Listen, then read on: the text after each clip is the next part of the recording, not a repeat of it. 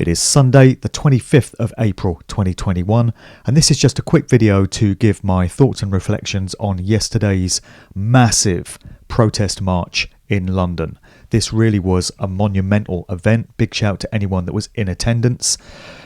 It was a great day. It was an awesome experience. The energy was great. It was positive vibes throughout. It was wonderful to see so many people uniting in the interests of true rights and freedoms. And I don't know how many people were in attendance, but some estimates have been put at 500,000, 500,000. Would not surprise me if that's how many people were there in the streets of London yesterday. So I was a bit reticent about attending the event in March. I had memories of how the Trafalgar Square events had gone towards the end of last year. By the time things have got to October, November, those events were becoming total arrest fests, and Trafalgar Square being very far from an ideal venue to hold these rallies was proving to be very popular with the police in terms of being able to corral and kettle people in and then go in and unleash the violence. And we saw lots of ugly scenes of that nature last year. So I decided not to attend the event on the 20th of March, expecting it to be another one of that nature. But the feedback I got from people in attendance to that one were that it was very similar to yesterday's event. There were little pockets and groups of people who were initially staying in their small little gatherings, in their bubbles, following the guidelines. And then at a given moment, all these individual little groups joined together into one massive swathe of people. And those swathes joined with other swathes in different parts of the city, and then before you know it, you've got up to 500,000 people all marching together in unison, supporting each other, and it's an ideal way of throwing the police off the scent. These events are now evidently being organised along the way the old acid house raves used to be back in the day, where you would have to phone a number 24 hours before the party to find out which farmer's field somewhere around the M25 the party is going to be taking place. So these are the measures that people have had to go to put these things together. As far as I can make out, there was no centrally coordinated organiser either, which is an ideal thing. It was lots of different groups and networks, all with the same interest, with the same aim, coming together in unity, exactly what we need, and then bringing strength in numbers. And so for the several hours that we walked through London, I mean, I've never walked so much. I must have walked 10 or 12 miles yesterday, and my legs are telling the story today. I mean, it took me so long to get around purely because I was getting stopped literally every 5 minutes by people recognising me in the street and saying, Mark, oh my God, it's you. Let me shake your hand. Can I take a selfie with you, man? Love the work you do. Thanks so much, brother. Very gratifying to get these responses. I appreciate them very much. I'm not mentioning this out of any kind of ego. I'm mentioning it because I believe YouTube have to be suppressing my viewing figures big time. There's no way I can only have 55,000 subscribers. There's no way my average video only gets between 15 and 20,000 hits when I get recognised to that degree in the street now, and when I get avalanches of correspondence every single day from people telling me they see my videos. I'm clearly having a much bigger reach out there, and it's very gratifying for people to stop me and tell me that I've had such an impact on them. I appreciate it very much. The only thing about yesterday is that it caused me to find myself alone at the end of the day somewhere near Parliament, with the rest of the march having gone way off into the distance. Because I've been stopped so many times that's how far back I was. And it also made it difficult to speak to friends, stay together with friends, because I kept getting pulled aside every 5 minutes and, to complete a conversation because somebody else leaps in. So a little bit difficult to engage with other people in that way, but not complaining. It was a very gratifying aspect to the day.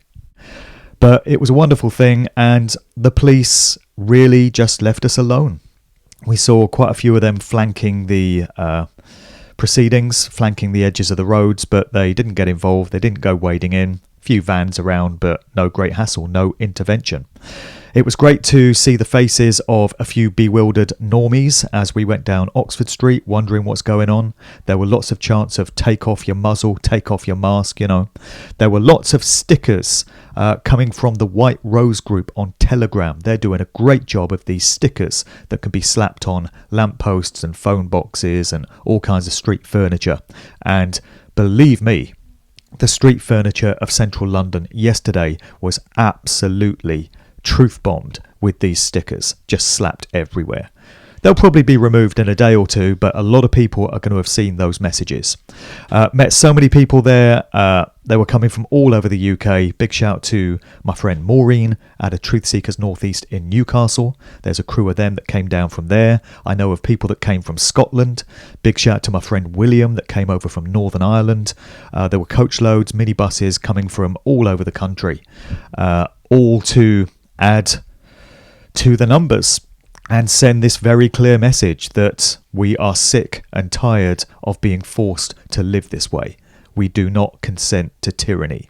And we made that message very clear to anyone that was watching yesterday. So the day ended up in Hyde Park. So once the march had been achieved, people decamped to Hyde Park and just sat on the grass in the glorious sunshine. The weather really looked after us yesterday. Got a bit of a suntan myself, as you can see from the neckline here. So the weather really looked after us, and it was a beautiful day to be out in the sunshine. Good exercise, lots of vitamin D, healthy day, good camaraderie, good fellowship with other people. What's not to like? So we're all sitting around on the grass in Hyde Park up near Speaker's Corner towards the end of the day. And round about 7 p.m, a little after 7 p.m, unfortunately, we noticed the police starting to assemble in their standard tactics that they would have learned in their training up at Hendon. They were all starting to line up, link arms, and showing all the clear signs that they're about to go in.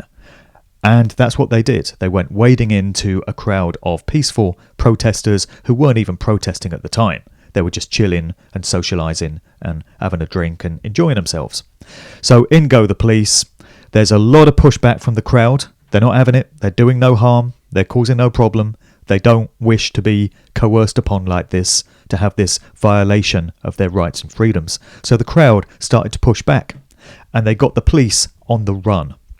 I witnessed the crowd forcing the police back. The police are walking backwards, looking behind them, retreating, realising there's far too many of them for them to be able to do anything about it. So far so good. Unfortunately, the next thing is another 10 or 12 police vans arrive, blue lights blazing, and hundreds of officers in their day-glow jackets and their nice fetching blue face muzzles come pouring out of the vans into Hyde Park. The reinforcements have arrived, and then the pushback starts against the crowd. The police go wading in, and the whole thing gets ugly. And it's a real shame that the day ended up like that. And obviously it was complete provocation from the police. There was absolutely no threat to them. There was no crime being committed, no harm was being done.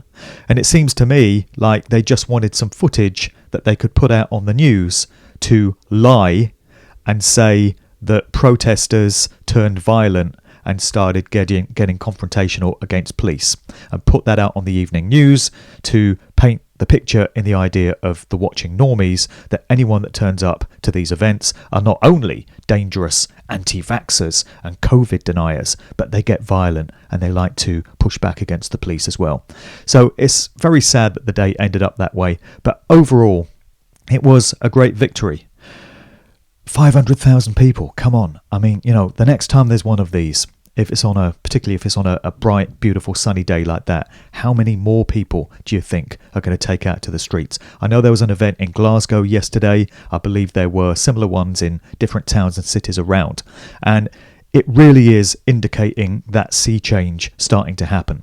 Many people have made the comment that if we, the people, ourselves, don't turn this tyranny around this summer, it will be the only chance we get. Because when autumn and winter comes around and they seek to put us back into lockdown, our opportunities may then be lost. The next few weeks and months are crucial in terms of us taking back our power and putting down these threats to our rights and freedoms. And yesterday's event was a huge step in the right direction, hugely encouraging. It was good to see the support of lots of people around London. You know, bus drivers, taxi drivers, motorbike drivers were hooting in support of what we were doing. People were coming out of shops to take an interest in things. Lots of smiling faces as well. No bloody masks. You could actually see people's emotions. Lots of smiles, lots of good sentiments, good feelings. It was an awesome day, and it hugely inspired and uplifted me, and it's what I needed at that time, and I'm sure it would have been that way for many other people as well. So once again, big respect to everyone that turned out. I've got a little piece of footage just to finish off the video here. Now, this really is only a part of yesterday's scenes in London, and it really doesn't convey the scale of it, but it will give you an idea of the spirit and the sentiment of it. The only other thing I wanted to mention is that on Friday, I had a great time appearing on the Rise Above podcast from my friend Lance, aka MC from Rise Above HQ down there in Bournemouth. I dropped a conscious music DJ set. Great to get back in the saddle and do that. Some lyrics in those tunes, I tell you. And we had a really good chat about stuff as well, along with the rest of the team. So that video is now available. The link to it is in the notes below. And, you know, straight from Rise Above, it was up to London for the great occasion that was the march and the rally yesterday. These events do have value because they are a visual indicator of the fact that so many people can now see through the lies, and so many people aren't having it, and they want to convey that message to whoever may be watching. And you can bet our enemies, our overlords, are watching very closely, and they're gauging the situation. And we've got to hope we're somewhere close now to that tipping point, and we've got to hope that they're starting to get just a little bit worried. Here's some scenes from yesterday. See you at the next one, and see you for the next video. Cheers. April 24, 2021, London. It's massive. That's why I've jumped on this plinth. At my age, I should be doing this. I do it for, well, not Queen and country. What's the opposite? For the people in the country. The Queen can shove it. It just keeps going and going. Got all these gorgeous, gorgeous Homo sapiens. Wow. I've got to stay here for a few minutes and try and capture the sheer magnitude of what is going on.